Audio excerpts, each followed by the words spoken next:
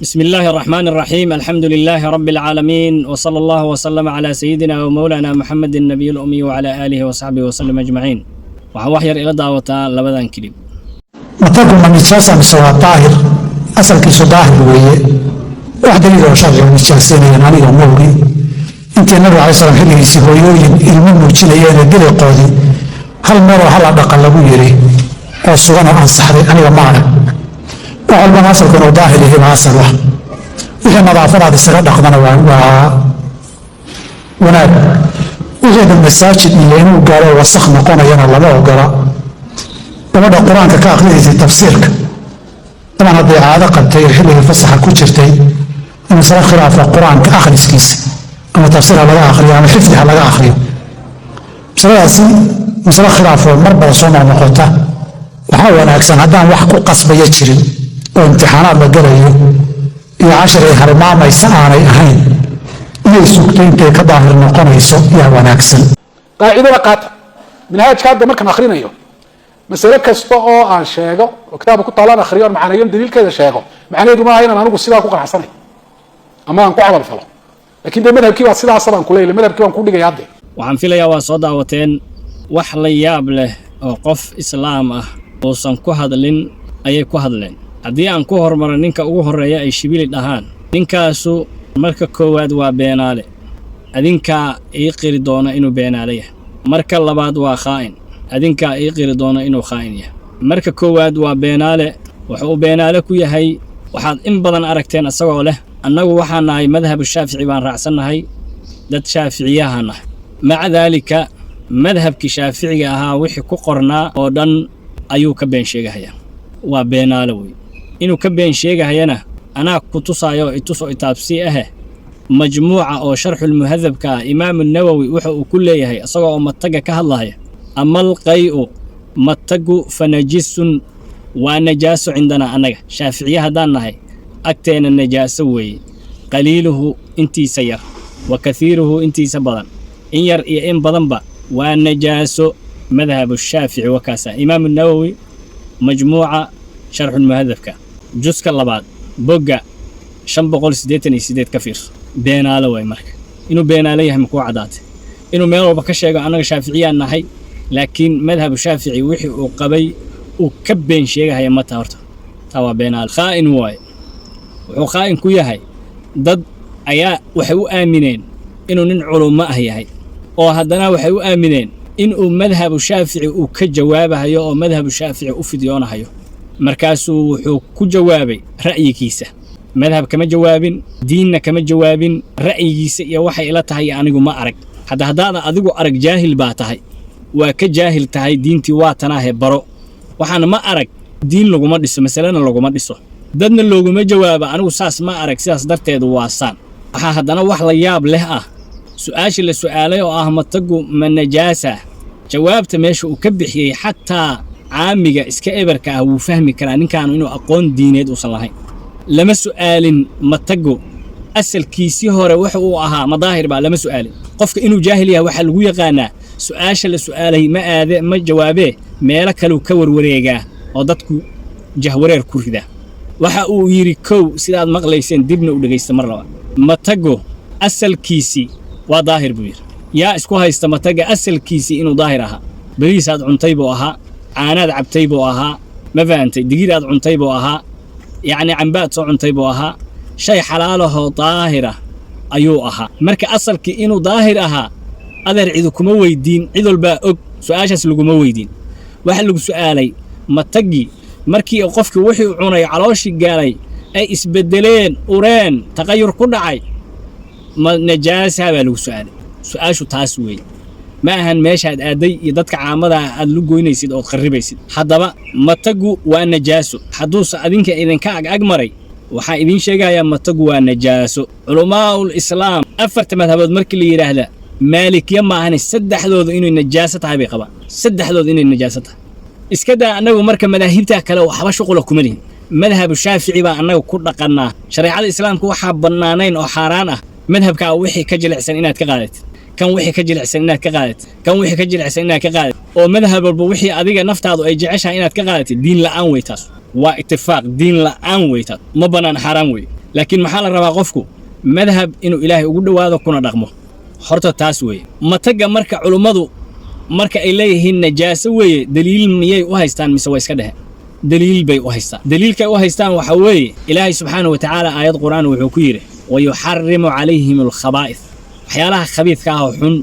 ayuu ilaahay ka xarimay dadka muslimiinta wixii khabiidka oo dhan baa laga xarimay matagu khabiid ma yahay mise ma aha matagu wax khabiid oo xun oo urahayo quruna ma yahay mise ma aha waa yahay mataga iyo saxarada maxay isaga mid yihiin matagu waxay isaga mid yihiin iyo saxaradu markii aad cuntada cuntid wixii aad cuntay mindhicirada u sii gudbisay waa isbedeleen wixii aad cuntay cuntadaadii isbedel baa ku dhacay isbedelkaas iyo waxaa qurunka ah oo aad qurunsanaysid oo ka yaqiiqsoonaysid darteed shaygii najaasa shareecadu islaam ka dhigtay saxaradu waa najaaso way isbedeshay way urtay midabkeedii baa doorsoomay magaceedii baa doorsoomay najaasay noqotay uurkay gashay mindhiciray u sii gudubtay waxaa kaga sii owlaysan bay leeyihiin culummada wixii aad caloosha inta gelisa maciddadii ay ku taqayureen oo aad soo celisay iyaduna maxay la mid tahay waa shaygii aad cuntay oo isbedelay wey oo haddana noqda shay qurun ah sidaasay isku mid yihiin gudahay wada tageen mid walba waa doorsoomay wax qurun u noqday labadooda marka waxa weeye najaaso wey culummadu sidaasay u soo qaateen haddaba madhabu shaafici ma waxa weeye nin soomaaliya miyaa maya ma aha ma nin shalay yimid baa shaaficiyadu maya imaamu shaafici waa taabici wey nebiga saddexda qarni uu khayrka ku sheegay buu imaamu shaafici ka mid yahay weliba nebiga xadiid waxaa laga hayaa rasuulka salawaatullahi wasalaamu caleyh uu ishaaray in quraysh caalimkeedu uu caalamka uu cilmigiisa buuxin doono imaamu shaafici inuu yahay baaba la sii sheegay oo nebiyullaahi maxamed baaba sii ishaarayba imaamu shaafici marka waa ninkaa taabiciga ah wey waa dadkii diintan looga dayanahayay oo salafkii ahaa wey waa dadkii asxaabi rasuulillaahi kuwii wax ka qaaday kuwii ka sii qaaday wey haddaba imaamu shaafici miyaa maanta raacaynaa iyo madhabkiisii mise waxaan raacaynaa mid jaahil ahoo meesha inta fadhiistay iska hadlay oo wuxuu raba iska yidhi wuxuu yidhi booraan qafilan qabarno hooseeyo doqon baa halkii lagu qali qoorta soo dhiganay maaniga laga qarshaa wiil midiyaha lagu qali doono adeer haddaada adigu aqoon lahayn diintu way caddahay way taallaa nebiyullaahi maxamed salawaatullaahi wasalaamu caleyh wuxuu adkeeyey calaykum biljamaaca jamaacada laazimuyo rasuulka salawaatullaahi wasalaamu caleyh sawaadul acdamka meesha dadka u badan yihiin raacu yidhaah man shadda ila naar qofkii keliyoobo keligoona u baxa haddee naartiibuu u keliyoobahayaa in aan baday halkuu maray waa ula eekoonaydee anigoo arkayaan waddada erigoo maray buu yidhi wuxuu kaloo xadiid kali ahaa fa ina alwaaxida maca shaydaan midka qofka keligiis dhinac isu taaga oo aniga yidhaahda shaydaanka maciisa waa yidhaah wa min alithnayni abcadu labadiina waa ka fog yahay shaydaanka laba haddayba dadka gaaraan waa ka fog yahay marka ninkan wahaabiga ah oo khawaarijka ah oo aniga ma arag wax dhahaya wuxuu yidhi hilaacyada bari iskuma heshida midun ku hagaag midun ku habdhabo mideeda kale tadliiska kaloo idinku samaynayo waxaa weeye diliq najaaso ah ma jiro diliqa waxa weeye carruurta yararka caygooda iyo dhareerkooda iyo markaa caanaha afkooda ku jira ee waxaa diliqa taasaa diliq la dhahaa diliqaasu najaaso citiriba ma lehbo culamaa ahlu sunna shaaficiyaan dhihin walaa asxaabadii baan dhihin diliqaasu citiri ma leh marka ha qasin oo dumarka iyo ha isaga labsin oo wixii ha isaga qasin su'aasha lagu su'aalay jawaabteedu way caddayday xaqa inaad ku jawaabtee haddaba xaqii waad ka beertay wuxuu yidhi xaqii koos baa ku dhacay kabaaladii baa jajabay been baa loo kaba iladay firqaa loo kala tartamay waxay kala doonaysiyo col baa loo kala shacbiga kitaabka mid baa u sida wadaad koobiya turjuma wuxuu kidfayaa sharciga dadkana waa u kaa bashiikh misana waa kaa dib weyn kabtana yeeshii u diid keenada daastuu ku jiri wuxuu yidhi koobiyihii kibsaha qaar baan la cunin kalluunka darbaan qallayn kibsaha qaar baan la cunin kalluunka darbaan qallayn midka kale oo asagana waa maqlayseen wuxuu lahaa markaan kutubka minhaajka idiin akhrinayo macnaheedu ma ahan masalada inaan anigu ku qanacsanahay nimankan khawaarijta wahaabiyada ah ma ahan niman diinta islaamka ka run sheegahaya waa niman diinta islaamka burburinteeda u jooga waa niman dadka wax u fududeeya waa niman naftu waxay jeceshahay oo dhan dadka u fidyooda haddaba naftaadu waxay jeceshahay oo dhan waa diin la'aan wey najaaso hadday ku gaarto salaad kaa ansixi mayso waxaa la rabaa jirkaaga iyo maradaada iyo gogoshaad ku tukanaysid inay shay najaasa uusan lahayn haddaa gogoshaadu ay najaaso leedahay ama jirkaagu uu najaaso leeyahay ama maradaadu najaaso leedahay salaadaasu kaa ansixi mayso haddaba matagu waa najaaso haddii marka aad adigu tiraahdid najaasadaasu waa ii daahir maxaa yeelay shibili baa aniga ii fidyooday shibili hortiis bay diinta jirtay gadaashiis bay jiri doontaa ninkaanu diin uu leeyahay ma jiro waa ninka ka been sheegay gabdhihii Soomaaliyeed oo yiraahdo 500 oo gabdhood oo Soomaaliyaho HIV AIDS qaba oo 16 15 ilaa 17 ilaa 18 u dhaxeeya ayay ahaayeen gabdhihii Soomaaliyeed 500 baan soo arkay ninkii way beenaalaha ah ninkii beentaas cad ka xishoon waaye oo gabdhihii Soomaaliyeed ka xishoon waaye madiin inuu ka xishoon hayaad u qabtaa marka cidda diin ahaan u raacayso waa dhuntay ayadaysa u taala laakiin ummadda Soomaaliyeed waxaan leeyahay khawaarijta wahaabiyada ah wax diina ma hayaan dhagihiina fura wahaabiyo diin ma lahan wax allaala wixii naftoodu ay jeceshahay ayay ku dhaqmaan mudallaqatu 3 saddextii lagu fura hal dalqa laga soo qaadaya bay wahaabiye mar walba idin fidyota afarta madhabadoodna waxay ijmaac ku yihiin naagtii saddex lagu furaa inay furan tahay waxay yiraahdeen saddex dalqadood baa hal dalqa laga soo qaadaya waa shiicadaas wey waa shiico bas marka nimankaanu marka diintii islaamka inay burburiyaan baa shaati u soo gashadeen iyo kabo marka yaan la idin ka qarribin ninkan waa beenaale diintii ilaahay buu ka been sheegay ummadii Soomaaliyeed buu ka been sheegay diintaada ha ku aamini waxa ku soo haray ilaahay quraan kariimku wuxuu ku yiri waman yushaqir rasuula min ba'di ma tabayyana lahu al-huda ويتبع غير سبيل المؤمنين نوليه ما تولى ونسله جهنم وساءت مصيره عدي رسولك خلافته رسولك صلوات الله وسلامه عليه خلافته ايضا او عداده حقي او عداده خلافته ورسولك حقي يا دينتي ونوغا تغا سو خلافه او راعا وددي ددك مسلمين تا ahayd wada aan ahayn qaada نوليه ما تولى وحو غرب تفسدان u deynina bi ilaahay subhanahu wa ta'ala ونسله جهنم جهنم gelinayna وساءت مصيره meel aad meesha ugu xunna waa jahannam hadaba waxa ogaataa nimanka khawaarijta ciddii raacda diin la'aan bay ku raacday maxaa yeelay dadkii muslimiinta ahaa wadadoodii wada ahayn bay raaceen afarta madhabood islaamku way ku ijmaaceen waxaa lagu ijmaacay afarta madhabood qofka madhabka uu rabo inuu raaci karo oo uu ku cibaadeysan karo waa ijmaac waxaa kaloo ijmaaca ikhtidaafka macnaha haddii alla ku raayo waxyaalaha inta ka sahlan inuu diin la'aan yahayna waa ijmaac sababtoo tahay afarta madhab inaad raacdo waa la gartay